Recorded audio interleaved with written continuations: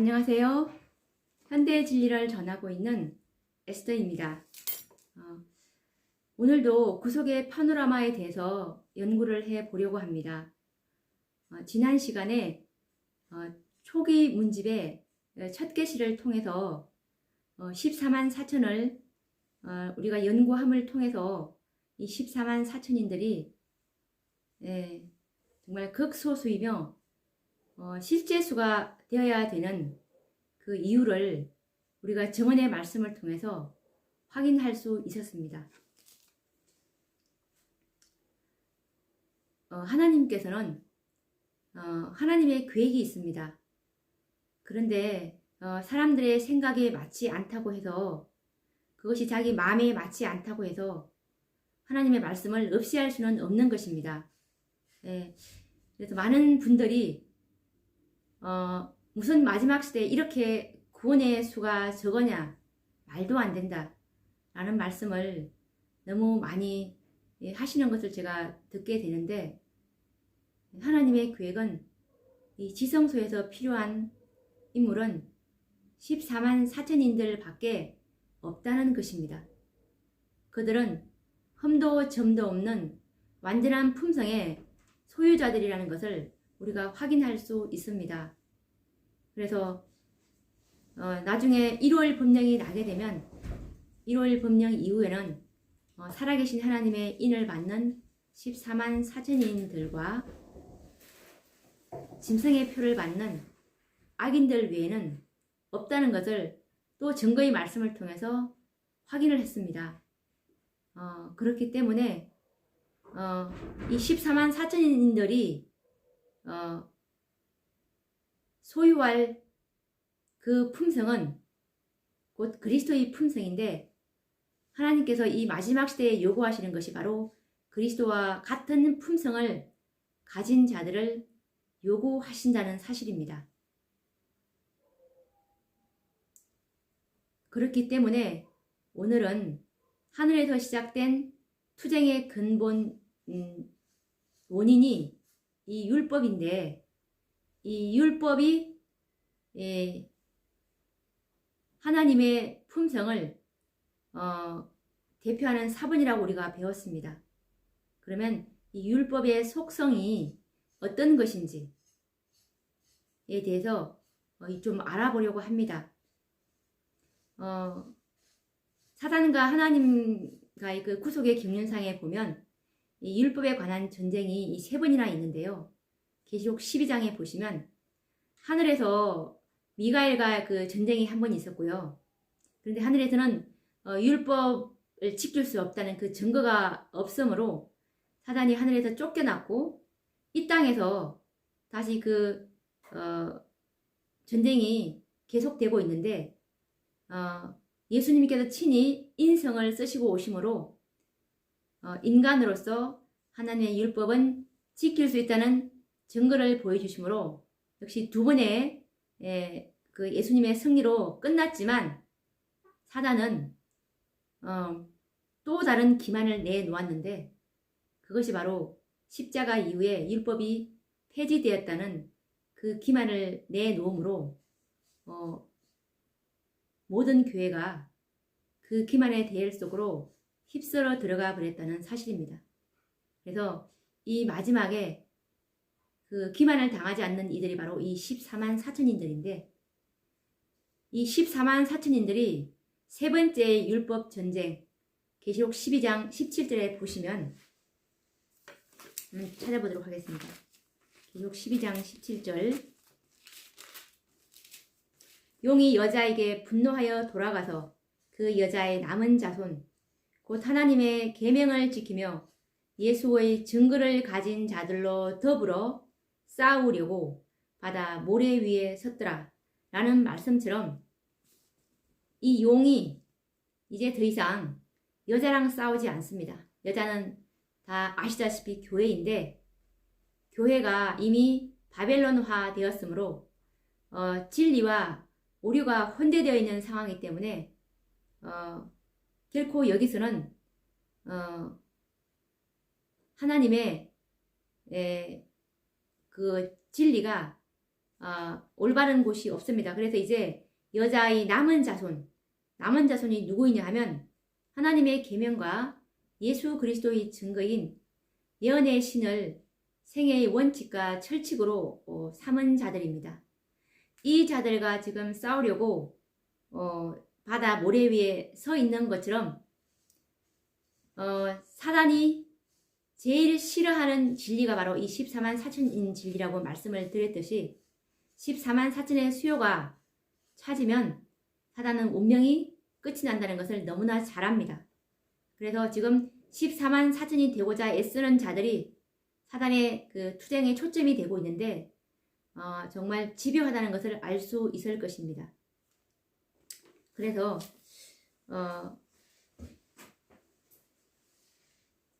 하나님의 이 율법을 우리가 더 깊이 깨달아야 합니다. 그리고 율법을 지킬 수 있다는 그 증거를 우리가 보여야 되는 자들인데 어떻게 우리가 율법을 지킬 수 있는가에 대한 예수님의 인성 이런 것도 다음에 우리가 연구를 해야 될 것인데 그분이 정말로 인성이셨다는 것을 깨닫게 될 때 나도 할 수 있다는 것을 우리가 깨닫게 되므로 우리가 이 마지막 이 대쟁투에서 정말 믿음으로 지켜낼 수가 있게 될 것입니다. 그러면 오늘 하나님의 그 보좌의 기초인 이 율법에 대해서 한번 말씀을 통해서 알아보도록 하겠습니다. 시편 89장 14절에 보시면 의와 공의가 주의 보좌의 기초라. 인자함과 진실함이 주를 앞서 행한나이다. 라는 말씀처럼 공의와 자비가 그분의 보좌의 속성이고 이 보좌는 곧 하나님의 왕국입니다. 그러니까 하나님의 나라는 이 공의와 자비가 자비의 속성을 가지고 있다는 말씀인데 이 말씀을 시대의 소망 762로 한번 우리가 확인을 해보도록 하겠습니다. 하나님의 사랑은 그분의 자비에 못지않게 그분의 공의에도 표현되어 있다. 공의는 그분의 보좌의 초석이며 그분의 사랑의 열매이다. 하나님의 계획에는 이것들이 서로 분리될 수 없도록 단단히 결합되어 있으므로 전자는 후자 없이 존재할 수 없다는 사실을 그리스도께서 보여주셨다. 긍휼과 진리가 같이 만나고 의와 화평이 서로 입맞추었다. 시편 85장 10절. 하나님의 그 사랑은 곧 그 하나님의 율법인데 하나님의 율법은 공의와 자비라고 합니다. 이것이 단단히 결합되어 있고 분리될 수 없도록 하나님께서는 이 율법을 만드셨다고 하는데 우리 인간들은 이것을 나타낼 수가 없더라고요. 저도 저 개인적인 경우를 보면 공의를 치우칠 때가 있거나 아니면 자비를 치우칠 때가 있거나 그래서 이렇게 정말 조화를 맞추기가 너무너무 힘들더라고요. 그런데 이 하나님의 율법을 믿음으로 지켜낸다면 우리에게 이런 품성을 예수님께서 만들어 주실 수 있다는 그 말입니다. 정말 이 신기한 율법이죠. 하나님의 법은 하나님의 품성의 사본이며 그분의 법은 그 사랑의 법인데요. 부조 33페이지를 보시면 하나님은 사랑이시라. 요한일서 4장 16절. 그분의 본성과 그분의 율법은 사랑이다. 이것은 과거에도 그러하였고 미래에도 영원히 그러할 것이다. 그의 행하심이 예로부터 그러하시며 지존무상하며 영원히 거하시는 분은 변치 않으신다. 그는 변함도 없으시고 회전하는 그림자도 없으시다. 이 말씀은 하박국 3장 6절, 이사야 57장 15절, 야고보서 1장 17절에 나와 있는 말씀인데 이 증언의 말씀은 부조 33페이지에 나오는 말씀입니다. 그래서 이 피조물의 행복은 사랑의 법인 이 하나님의 법을 지킴으로써 우리가 얻어질 수 있는데요. 이 말씀이 부조와 선지자 34페이지에 나와 있는데 읽어보도록 하겠습니다. 창조력의 현현 하나하나마다 무한한 사랑의 표현이다. 하나님의 통치권에는 모든 피조물들에 대한 완전한 축복이 포함되어 있다. 라는 말씀입니다. 그래서 이 피조물들이 행복해지기 위해서는 반드시 이 사랑의 법인 하나님의 율법을 지켜야 되겠죠. 그리고 부조 34페이지를 보시면 사랑의 율법은 하나님의 정부의 기초이므로 모든 지성적 존재들의 행복은 그들이 이 의의 대원칙과 완전히 일치함에 달려 있다. 정말 행복하기 위해서는 우리가 이 율법을 지켜야 되겠습니다. 하나님께서는 우리를 자유로운 도덕적 행위자로 창조를 하셨는데요.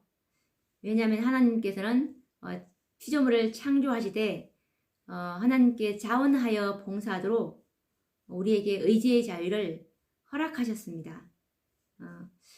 그래서 하나님께서는 부조 34페이지를 보시면 이에 관련된 말씀이 있는데 읽어보도록 하겠습니다. 하나님께서는 당신의 모든 피조물들로부터 사랑의 봉사, 곧 당신의 품성을 인식함으로 솟아나는 봉사를 원하신다.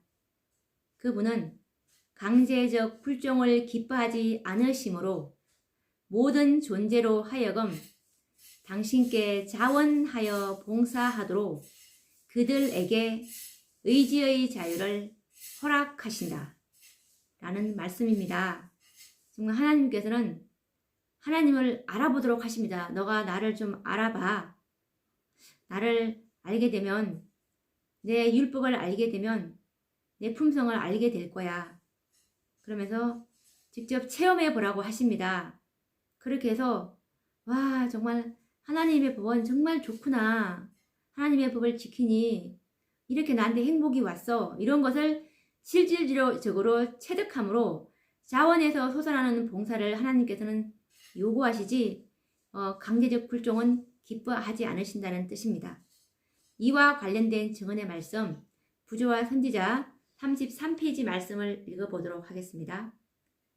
우리의 첫 조상은 비록 무구하고 거룩하게 창조되었지만 범죄할 가능성이 없지는 않았다.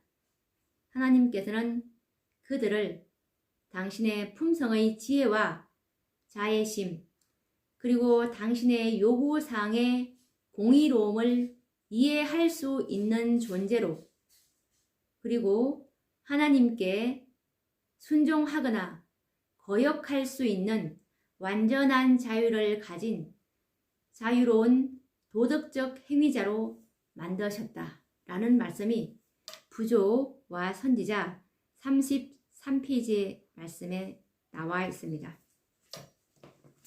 그리고 요즘에 정말 하나님의 율법에 대해서 그릇된 사상을 가지고 있는 분들이 너무 많기 때문에 그릇된 율법관을 가지고 계신 분들이 너무나 많습니다. 그래서 각 시대의 대쟁투에 대해서 각 시대의 대쟁투에 나오는 말씀인데 하나님의 법에 대해서 한 번 더 읽어보도록 하겠습니다. 많은 이 말씀은 각 시대의 대쟁투 466페이지에 나오는 말씀인데 장은 제27장 신앙 부흥과 참된 회개 장입니다. 작은 제목은 그릇된 율법관인데 한번 읽어보도록 하겠습니다. 많은 종교 지도자는 그리스도께서 당신의 죽음으로 율법을 폐하셨기 때문에 그 이후부터 사람이 율법의 요구에서 해방되었다고 주장한다. 그중 어떤 사람들은 율법을 마치 무거운 멍에처럼 나타내고 율법의 속박과 복음 아래서 누릴 수 있는 자유를 대조적으로 말한다. 그러나 선지자들과 사도들은 하나님의 거룩한 율법을 그렇게 생각하지 않았다.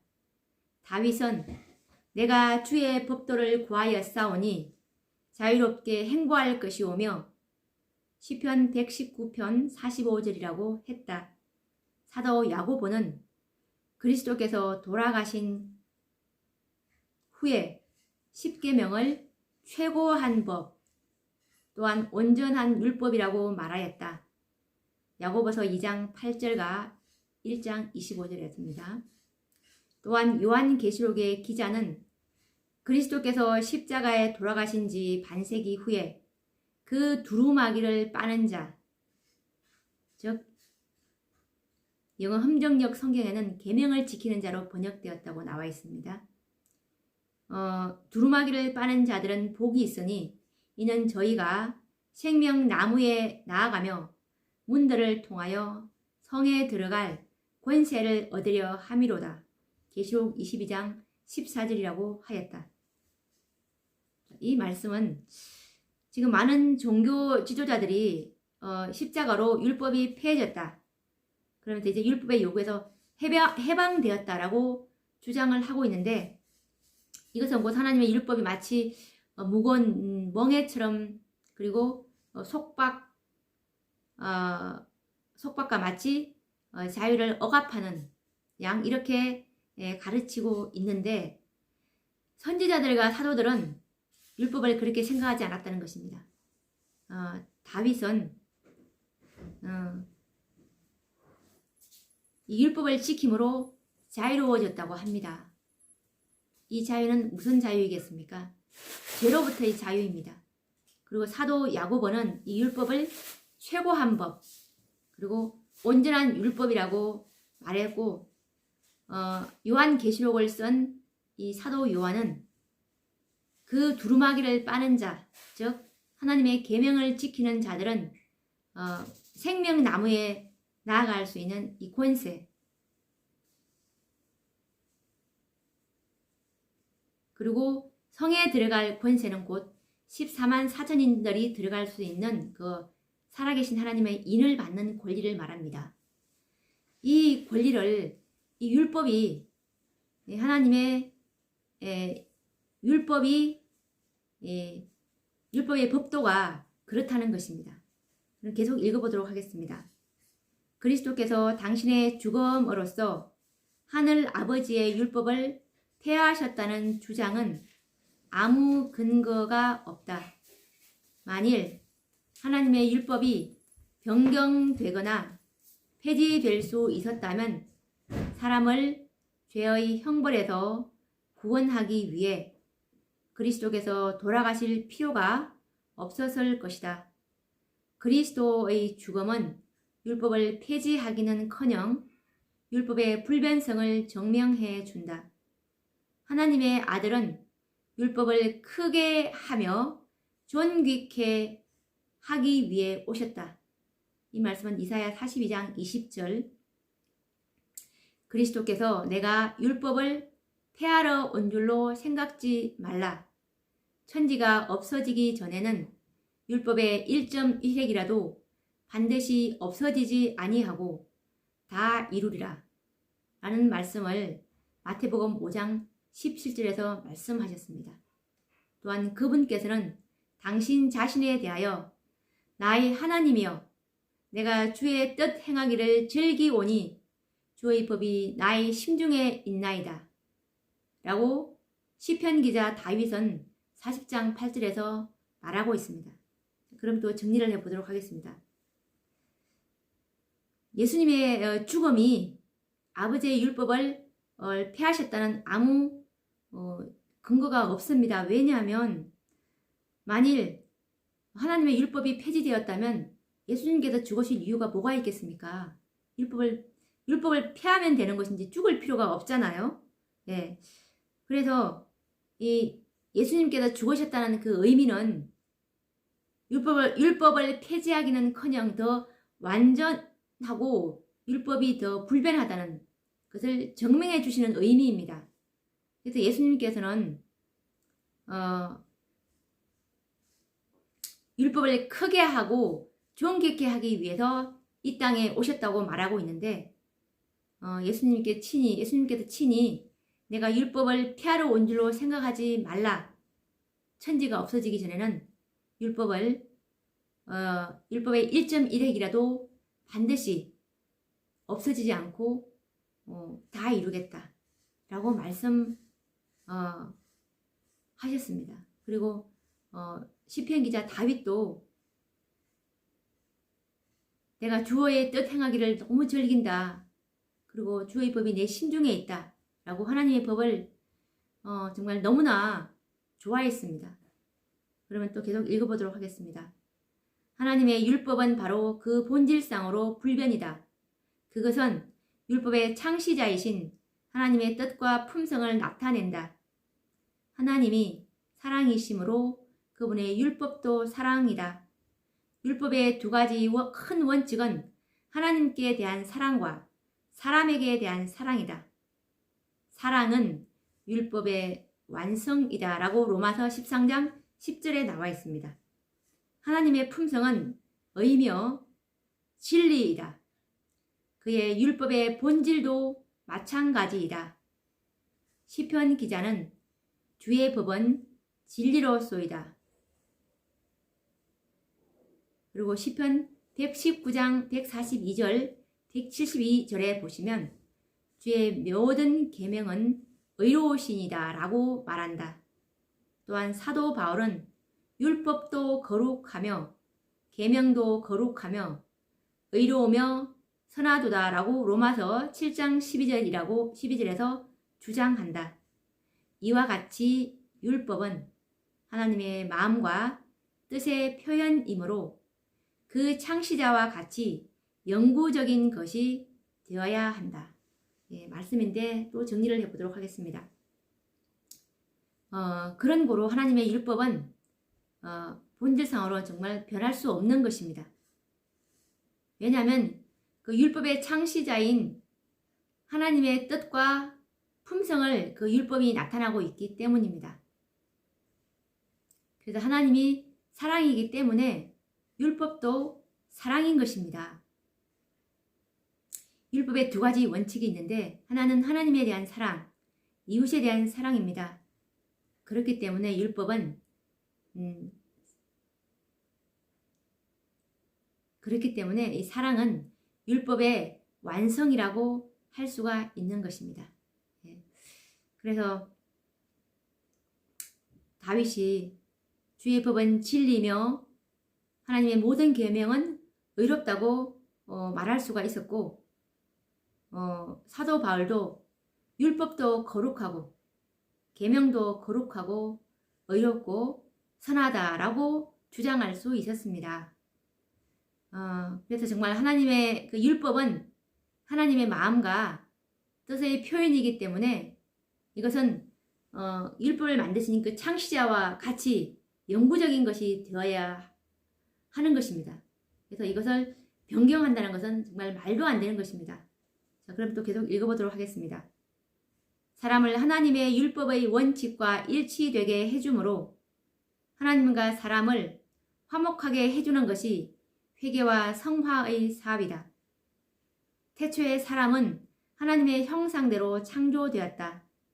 사람은 하나님의 율법과 본성에 완전히 조화를 이루었다. 의의 원칙이 그의 마음에 새겨져 있었다. 그러나 죄가 창조주와 사람을 분리시켰다. 그는 더 이상 하나님의 형상을 반사할 수 없게 되었다. 그의 마음은 하나님의 원칙과 반대되었다. 육신의 생각은 하나님과 원수가 되나니 이는 하나님의 법에 굴복치 않을 뿐 아니라 할 수도 없음이라고 로마서 8장 7절에 말하고 있다. 그러나 하나님이 세상을 이처럼 사랑하사 독생자를 주심으로 사람이 하나님과 화목할 수 있게 되었다. 사람은 그리스도의 공로를 통하여 창조주와의 조화를 회복할 수 있게 되었다. 사람의 마음은 하나님의 은혜로 새로워져야 하고 위로부터 새 생명을 받아야 한다. 이와 같은 변화는 새로 나는 것인데 예수께서는 이 일이 없이는 하나님의 나라를 볼 수 없다고 말씀하신다. 라는 말씀입니다. 그래서 다시 정리를 해보자면 이 회개와 성화라는 것이 바로 이 율법의 원칙, 즉 율법의 원칙이 사랑이지 않습니까? 이 사랑을 우리에게 심어주는 것입니다. 태초에 우리가 이 하나님의 형상대로 창조가 되었는데 그때는 율법과 이 하나님의 율법과 본성에서 이제 완전히 조화를 이루게 되었어요. 하나님의 율법이랑 본성이랑 조화가 되었는데 죄가 들어옴으로 인해서 이 조화가 깨져버렸습니다. 하나님의 율법의 요구를 이 본성이 이룰 수가 없게 되어버렸습니다. 예전에는 이 의의 원칙이 마음에 죄가 들어오기 전에는 마음에 새겨져 있었습니다. 근데 죄가 들어오므로 창조주와 사람을 분리시키게 되어버렸는데요. 더 이상 우리는 이 하나님의 형상을 반사할 수 없게 되었습니다. 왜냐하면 본성이 깨어짐으로 하나님의 율법과 반대가 되었기 때문입니다. 그냥 절로 그렇게 된 것입니다. 죄가 들어오면 그렇게 돼버립니다. 그래서 이제 죄로 들어온 그 마음은 하나님의 원칙과 율법의 원칙과 이제 반대가 되어버리겠죠. 그래서 육신의 생각은 하나님과 원수가 되나니 하나님의 법에 굴복치 않을 뿐 아니라 할 수도 없다는 것이 바로 이 말씀입니다. 우리는 율법의 원칙과 일치할 수가 없게 돼 버렸습니다. 이미. 그래서 하나님과 화목할 수 없게 돼 버렸는데요. 그런데 하나님이 세상을 너무나 사랑하셔가지고 예수님을 통해서 하나님과 화목할 수 있는 그 화목제로 예수님을 주셨기 때문에 예수님의 공로를 통해서 이제 하나님과 조화를 회복할 수 있게 된 것입니다. 그래서 우리의 마음은 이제 하나님의 은혜로 새롭게 되어져야 되는데 이것이 바로 거듭남입니다. 그래서 이 거듭남은 내 속에 있는 어떤 본성으로 개선되는 것이 아니라 하늘로부터 온 새로운 마음이 내 속에 들어와야 되는 것입니다. 이 새로운 변화, 이것이 바로 그리스도의 은혜이며 그리스도의 품성입니다. 이 새로운 품성을 우리 속에 이렇게 성령께서 이식시켜 주는 것입니다. 우리의 의지가 하나님께로 향할 때, 그때 하나님의 은혜인 하나님의 그 사랑의 속성이 우리 속에서 이제 심어지는 것입니다. 이렇게 해서 우리는 그 새로운 씨앗, 새로운 생명으로 다시 이제 하나님의 품성으로 회복되는 것이 바로 이 구속 사업입니다.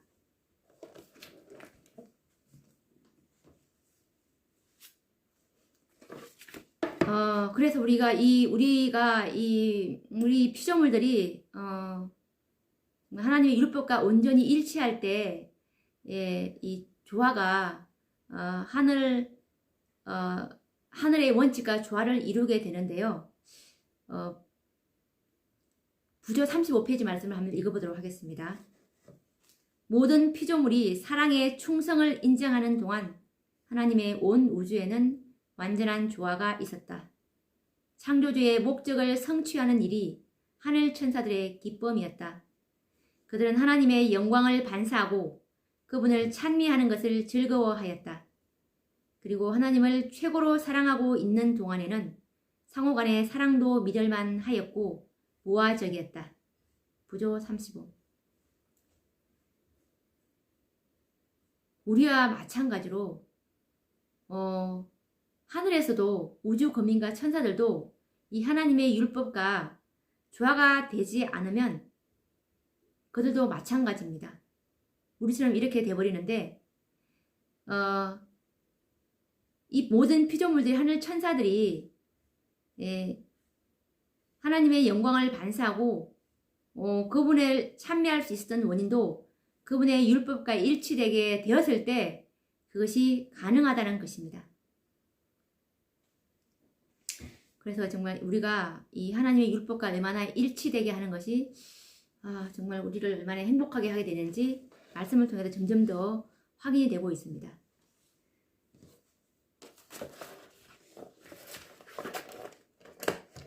그래서 이 최초의 이 전쟁이 이제 하늘에서 아까 시작됐다는 걸 우리가 이제 알았는데 계시록 12장 7절에 보시면 하늘에 전쟁이 있으니 미가엘과 그의 사자들이 용으로 더불어 싸울세 용과 그의 사자들도 싸우나 라고 말씀하고 계십니다. 곧 미가엘이신 예수님과 용으로 상징된 그 사단과의 최초의 전쟁이라고 볼 수 있는데요. 그런데 창조주요 전능하신 하나님이 그 그리스도가 단지 피조물에 불과한 사단과의 싸움에서 어떻게 싸움이 성립이 되는지 우리가 의아스럽게 생각이 되지 않을 수 없는데 지난번에 죄가 용납된 이유라는 그 장에서 우리가 보셨듯이 그리스도께서는 말씀 한마디로도 사단의 존재를 없애버릴 수 있는 분이십니다. 그런데 우리는 사단이 하늘에서 전쟁을 일으킨 목적을 알게 됨으로써 더 이 궁금증을 온전히 이해할 수 있게 됐는데요. 지난번에 죄가 용납된 이유에서도 보셨듯이 그 이사야 14장 12절에 보시면 그 높고자 하는 마음, 그 마음 때문에 사단이 하나님의 율법에 대해서 반역을 하게 된 동기였다는 것을 우리가 확인했습니다. 그럼 다시 한 번 더 읽어보고 확인을 해보도록 하겠습니다. 이사야 14장 12절에서 14절 말씀입니다. 너 아침의 아들 계명성이여 어찌 그리 하늘에서 떨어졌으며 너 열국을 엎은 자여 어찌 그리 땅에 찍혔는고 내가 내 마음에 이르기를 내가 하늘에 올라 하나님의 뭇별 위에 나의 보좌를 높이리라 내가 북극 지폐의 산 위에 좌정하리라 가장 높은 구름에 올라 지극히 높은 자와 비기리라 하도다 라고 말씀에 나와 있습니다. 그래서 사단이 최초의 전쟁을 일으킨 목적이 바로 하나님과 동등되기 위해서였습니다. 그러나 이와 같은 사단의 목적도 근본적으로는 불가능하다는 사실을 우리가 쉽게 이해할 수 있는데 그것은 피조물은 전능하신 창조주와는 본질적으로 동등될 수가 없음을 사단 자신이 누구보다도 더 잘 알고 있었을 것입니다. 그렇다면 사단이 하나님과 동등되기 위해서는 어떤 방법이 있었을까요?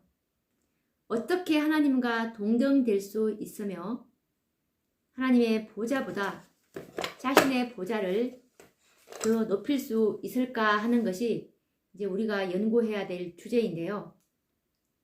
그러면 사단이 어떻게 하나님과 동등될 수 있고 자신의 보좌를 하나님의 보좌와 비길 수 있는지 한번 그 열쇠를 증언의 말씀을 통해서 확인을 해 보도록 하겠습니다.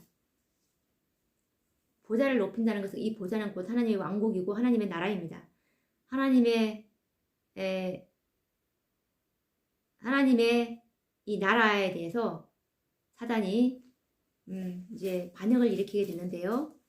부조와 선지자 69페이지 말씀을 읽으면서 어떻게 자신의 보좌를 하나님의 보좌보다 높일 수 있게 되는지 알아보도록 하겠습니다. 대쟁투는 최초부터 하나님의 율법에 관한 것이었다. 사단은 하나님이 불공평하시며 그분의 율법에 결함이 있고 우주의 행복을 위하여 그것을 변경해야 할 필요가 있다는 것을 증명하려고 애써왔다. 율법을 공격함으로 그는 그 율법의 제정자의 권위를 뒤집어 엎으려고 하였다. 그분의 율법에 결함이 있고 우주의 행복을 위하여 그것을 변경해야 할 필요가 있다는 것을 증명하려고 애써왔다. 라는 말씀입니다. 이 말씀을 통해서 보듯이 사단이 뭐라고 했냐면 하나님의 율법에 대해서 하나님은 불공평하다. 그리고 하나님의 율법은 결함이 있다. 그렇기 때문에 변경해야 한다. 라고 공격을 해왔습니다. 그렇게 해서 율법을 만드신 그 제정자의 권위를 뒤집어 엎으려고 하였고 변경해야 될 필요가 있다는 것을 증명하려고 애써왔다고 합니다.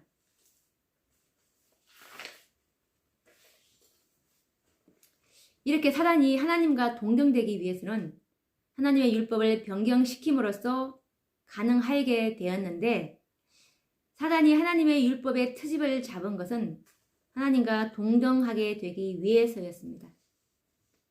사단의 주장대로 하나님의 율법에서 결함이 발견되고 만약에 그 율법이 변경된다면 사단은 본질적으로 하나님과 동등되게 되는 것은 불가능하겠지만 사단의 지혜와 명철은 하나님보다 더 우월하여 하나님이 창조하신 그 모든 피조물들로부터 하나님과 동등한 존귀와 명예와 영광을 얻게 되는 것은 당연한 일이겠죠.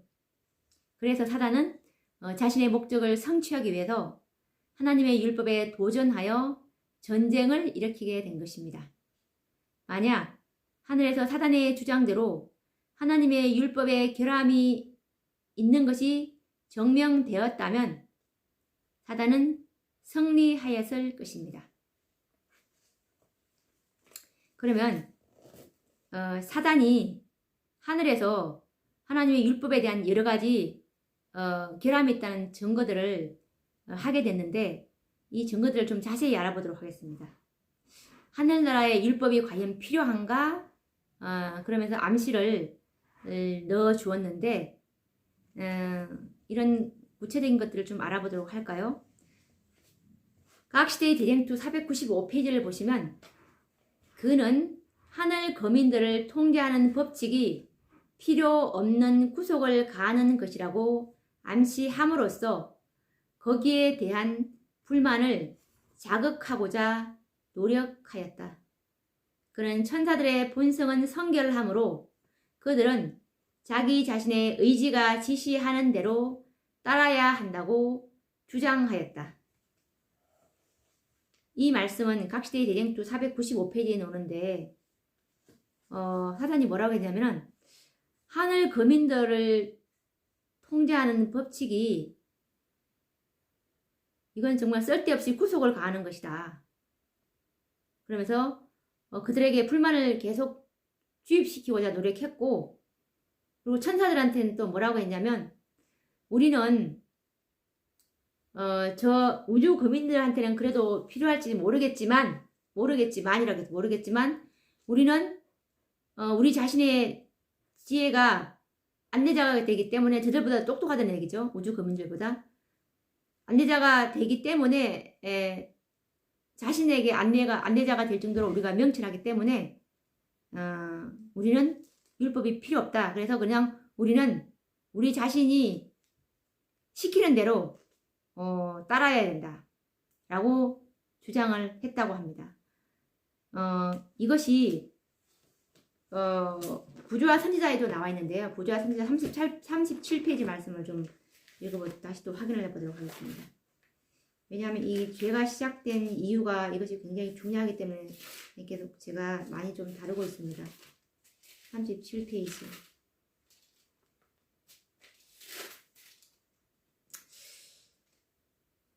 그는 하늘 존재자들을 다스리는 율법에 관하여 의심을 심어주기 시작하였다.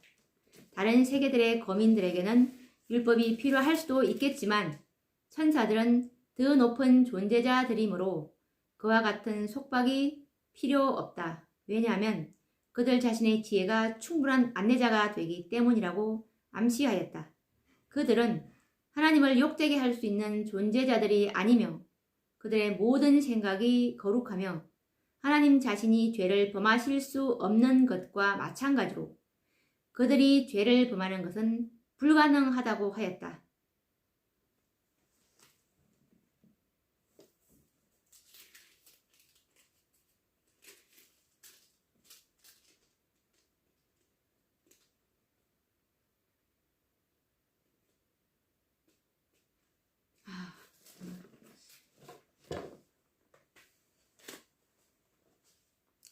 정말 너무나 교묘합니다. 어떻게 자신이 피조물이라는 것을 잊어버릴 수 있을까요? 네. 자기 자신에게서 자기 자신 나 혼자 할 수 있다. 나는 나대로 할 거야.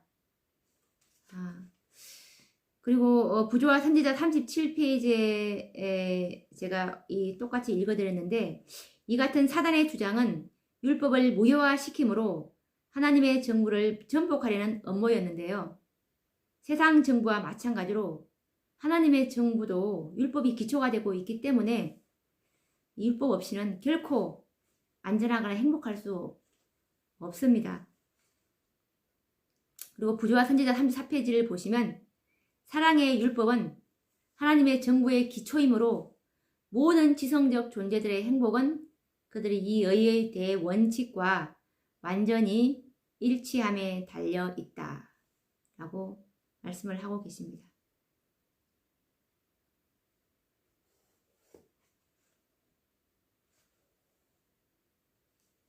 그러면서 사단이 율법은 결함이 있다라고 또 주장을 했는데 부조와 선지자 69페이지를 보시면 대쟁투는 최초부터 하나님의 율법에 관한 것이었다.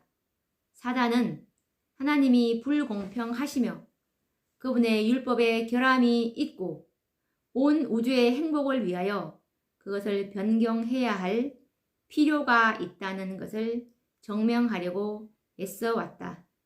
율법을 공격함으로 그는 그 율법의 제정자의 권위를 뒤집어 엎으려고 하였다. 그때 그 대쟁투에서 하나님의 율법에 결함이 있어 변경해야 되는지 혹은 완전하여 변할 수 없는 것인지가 나타나게 될 것이었다. 부조와 선지자 69페이지입니다. 그래서 이 율법 전쟁에서 이 끝이 뭐냐면 하나님의 율법이 진짜 변경해야 되는지 아니면 완전해서 변할 수 없는 것인지 이것이 나타나게 되면 그제야 끝이 오는 것입니다. 그래서 이것을 나타낼 자들이 마지막 인간으로서 나타낼 자들이 바로 이 14만 4천인들인 것입니다. 부조와 선지자 38페이지를 보시면 그는 자기 자신이 완전히 하나님께 충성한다고 주장하면서 하나님의 정부의 안정을 위해 하늘의 질서와 율법을 변경할 필요가 있다고 주장하였다. 그래서 하나님의 율법은 하나님의 품성입니다. 그러므로 이게 이와 같은 사단의 주장은 하나님의 품성에 결함이 있다는 말과 똑같은데요. 그것이 사실이라면 하나님은 결함을 가지신 분이 되겠죠. 사단은 하나님보다 더 지혜로운 존재이며 만약에 그렇게 되었다면 하나님과 대등한 존재가 되었을 것입니다. 이 얼마나 무서운 기만입니까?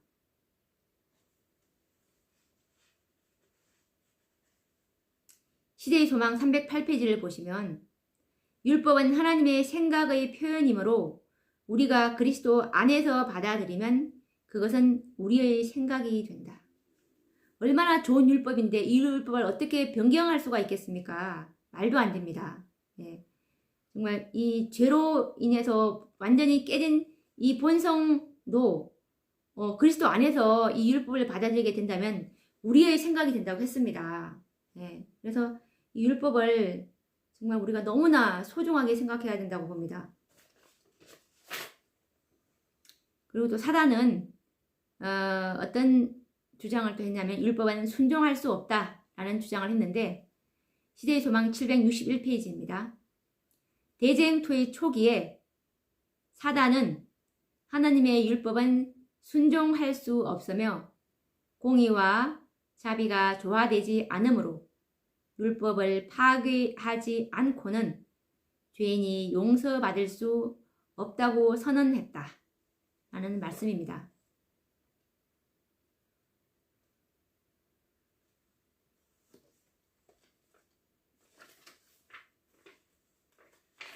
그래서 이 사단은 아담이 이 대쟁투의 초기에 이 땅에서 이제 아담의 범죄를 보면서 저 보십시오 하나님 율법 순종할 수 없잖아요. 그리고 하나님께서 아담을 바로 죽이신 것이 아니라 아담에게 죄 지은 영혼은 죽으리라는 것이 하나님의 율법인데 아담에게 가죽옷을 지어 입히심으로 바로 죽이지 않았는데 그걸 보면서 그것 보세요. 공의와 자비가 조화되지 않습니까? 그래서 율법을 파괴하지 않고는 죄인은 용서받을 수 없습니다라고 선언을 하게 되었습니다. 왜냐하면 그때 아담을 만약에 죽였더라면 자비는 어디 있습니까? 라고 하나님의 율법은 공의와 자비가 속성이 조화된다면서요. 그런데 이것 보세요. 맞지 않잖아요. 그리고 또 자비만 베푼다면은 공의는 어디 갔습니까? 왜 죽이지 않아요? 라고 이렇게 또 항소할 것입니다. 그렇기 때문에 이 사단은 이 하나님께서 이 예수님을 통해서 예수님이 오셔야 되셨고 예수님을 통해서 율법을 지킬 수 있다는 그 증거를 보여주셨고 그리고 우리 죄값도 치러 주심으로 인해서 십자가에서 이제 하나님의 공의와 하나님의 자비가 완전히 조화를 이루었다는 것을 우리가 확인을 하게 됩니다. 그리고 실물교훈 314페이지를 보시면 사단은 사람이 하나님의 계명을 지킬 수 없다고 주장한다. 우리 자신의 힘으로는 계명을 지킬 수 없는 것이 사실이다. 그러나 그리스도께서 사람의 형상을 취하시고 이 땅에 오셔서 당신의 완전한 순종을 통해서 신성과 인성이 연합될 때 하나님의 모든 법도를 지킬 수 있다는 것을 증명하셨다. 라는 말씀처럼 십자가에서 그 사단의 반박을 온전히 잠재우시게 됩니다. 그래서 하나님의 율법은 순종할 수 있고 공의와 자비가 조화된다는 이 사단의 이 주장을 완전히 반박하게 되는 것입니다. 그래서 이와 같은 사단의 주장이 지금 하나님의 율법은 순종할 수 없다는 이 주장이 하나님을 얼마나 모독하는지 모르겠고 정말 하나님은 사랑이십니다. 그런데 우리에게 지킬 수 없는 법을 지키라고 한다면 과연 하나님은 사랑이실까요? 율법을 지킬 수 있는 능력을 주지 않은 채 우리에게 지키라고 하시겠습니까? 만약 이것이 진실이라면 사단은 하나님보다 더 사랑이 많고 의로운 존재이기에 하나님과 동등한 존귀를 받을 자격이 있을 것인데 그런데 이것은 정말 기만입니다. 시대의 소망 204페이지를 보시면 하나님께서는 모든 사람에 의해 순종될 수 없는 계명은 하나도 주시지 않으셨다라는 말씀이 있습니다. 그런데 그리스도인들이라고 주장하는 사람들의 입술에서 너무나 서슴없이 하나님의 율법은 지킬 수 없다라고 말을 합니다. 더 나아가서 셋째 천사의 기별을 믿고 있는 그 재림 성도들에게도 그와 같은 말을 듣는 것은 어렵지 않는데요. 이것은 정말 짙은 어두움이 땅을 덮고 있는 까닭입니다. 하나님을 아는 지식이 너무 부족해서 그렇습니다.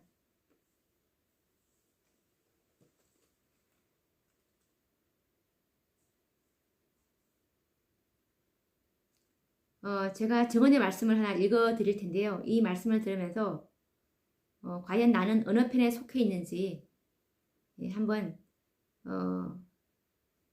생각해 보시기 바랍니다. 하나님의 율법을 불순종하고 또한 남에게 그렇게 하도록 가르치는 자들은 그리스도에 의해 정죄에 당한다. 구주의 순종의 생애는 율법의 주장을 옹호하였으며 인류가 율법을 지킬 수 있음을 증명하셨으며 순종에 의하여 개발되는 품성의 탁월성을 보여주셨다. 예수께서 순종하신 것과 같이 순종하는 자들은 율법은 거룩하며 의로우며 선하도다. 로마서 7장 12절이라고 선포하고 있는 것이다. 반면에 하나님의 계명을 범하는 모든 사람들은 율법이 의롭지 못하며 순종할 수가 없다는 사단의 주장을 지지하고 있는 것이다. 이와 같이 함으로 그들은 큰 원수 마귀의 기만을 후원하고 하나님께 욕을 돌린다. 그들은 최초에 하나님의 율법을 반역한 악한 마귀의 자녀들이다.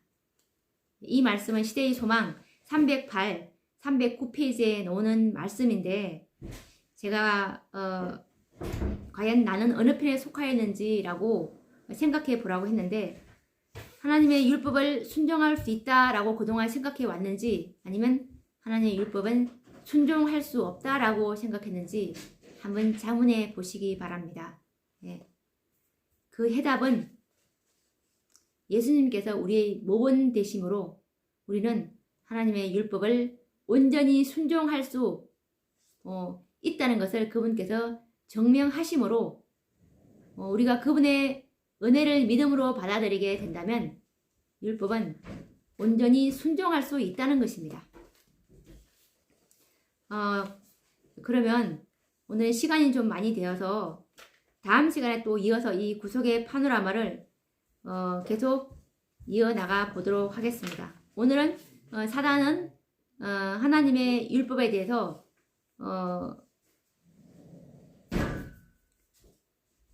결함이 있고 지킬 수가 없고 공의와 자비가 조화되지 않는다라는 그 정언의 말씀을 확인을 했고, 그리고 또 한편 우리는 하나님의 율법이 얼마나 우리를 행복하고 거룩하고 의롭게 만드는지를 하나님의 율법의 속성에 대해서 알아보는 시간을 가졌습니다. 그럼 다음 시간에도 이 사단이 이 땅에 와서 이제 증인을 하나 발견하게 됩니다. 그렇게 함으로 이 땅에 이제 대쟁투가 계속 이어나가는 역사를 지금 우리가 밟고 있는데 계속 이 파노라마를 계속 이어서 따라가 보도록 하겠습니다. 그럼 다음 시간에 뵙도록 하겠습니다. 감사합니다.